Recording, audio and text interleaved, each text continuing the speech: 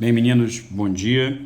A gente vai começar agora o estudo da equação do segundo grau, tá? Então, inicialmente, vamos propor um problema aqui que vai ajudar vocês a entenderem um pouco melhor essa nova parte da matemática tão fascinante, né, que é o estudo das equações do segundo grau, tá bom?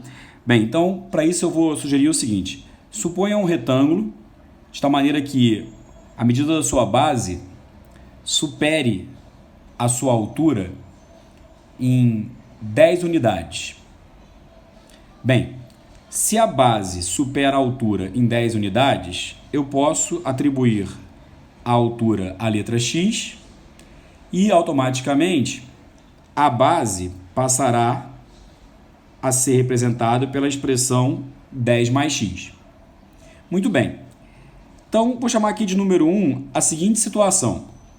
Se eu disser para você que o perímetro desse retângulo é igual a 80 centímetros, qual é a equação que eu posso montar que representa esse problema? Bem, o perímetro, como vocês sabem, é a soma de todos os lados que compõem uma figura. Sendo assim, por ser um retângulo, se esse lado vale x, o lado oposto também vale x. Então, x mais x, ou até simplesmente 2x, acrescido de x mais 10, que é a base, mais x mais 10, que é o lado oposto à base. E essa soma toda resulta no número 80. Tudo bem? Ótimo. Então, pensa assim comigo, ó. Se eu... puxar um pouquinho mais para cá. Se eu reduzir os termos semelhantes, eu tenho 1, 2, 3, 4x mais 20 igual a 80. Isso que está aqui é algo bem conhecido por vocês já há muito tempo, acho que desde o 7º ano. Tudo isso aqui representa uma equação. Equação é sinônimo de igualdade do primeiro grau. Vamos entender por que ela é uma equação do primeiro grau. Existe aqui uma variável ou uma incógnita, um objeto desconhecido, que é o x. Esse x aqui é a incógnita dessa equação. Equação é igualdade. Primeiro membro, 4x mais 20, segundo membro, 80, que são iguais. Vocês sabem resolver esse tipo de equação já há muito tempo. Bem, mas ela é chamada do primeiro grau porque a variável, a incógnita, tem como seu expoente máximo o número 1. Esse x aqui a gente não escreve, mas está elevado a 1. Potência 1, grau 1, primeiro grau, tá certo? Então, essa representa uma equação do primeiro grau. Não é o nosso interesse agora resolvê-la, tá? Só para identificar uma equação do primeiro grau. Beleza. Então, agora eu vou chamar aqui de número 2 um outro problema com a mesma ideia desse exercício, tá legal? Mas agora eu vou me desvincular da ideia do perímetro ser 80, tá? Esquece agora a ideia do perímetro ser 80.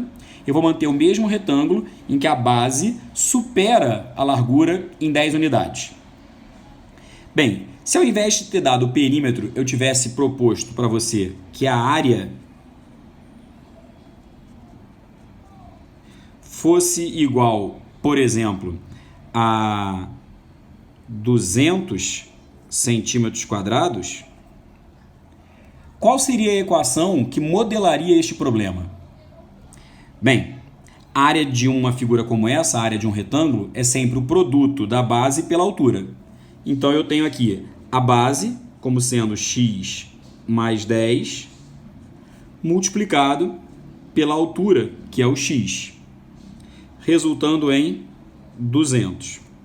Bem, aqui eu vou aplicar a propriedade distributiva. X vezes x e 10 vezes x.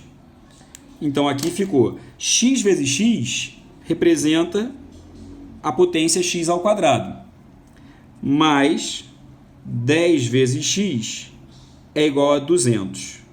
Aí eu te pergunto, essa nova equação, porque é uma equação, tem o sinal de igual ali, ela continua sendo uma equação do primeiro grau, como foi o exemplo anterior?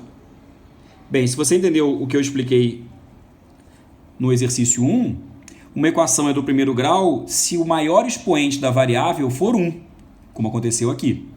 Nessa equação, o maior expoente da variável é 1?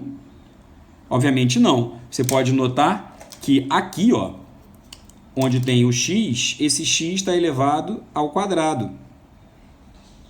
Esse x aqui é sozinho, ou seja, x é a primeira. O maior expoente entre 1 e 2 é o 2.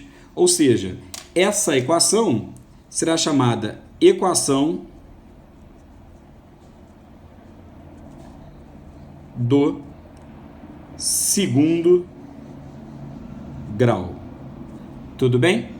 Feito esse primeiro momento, essa diferenciação entre a equação do primeiro e do segundo grau, vamos passar para a próxima etapa, que seria resolver esse tipo de equação. Tá legal? Até o próximo vídeo.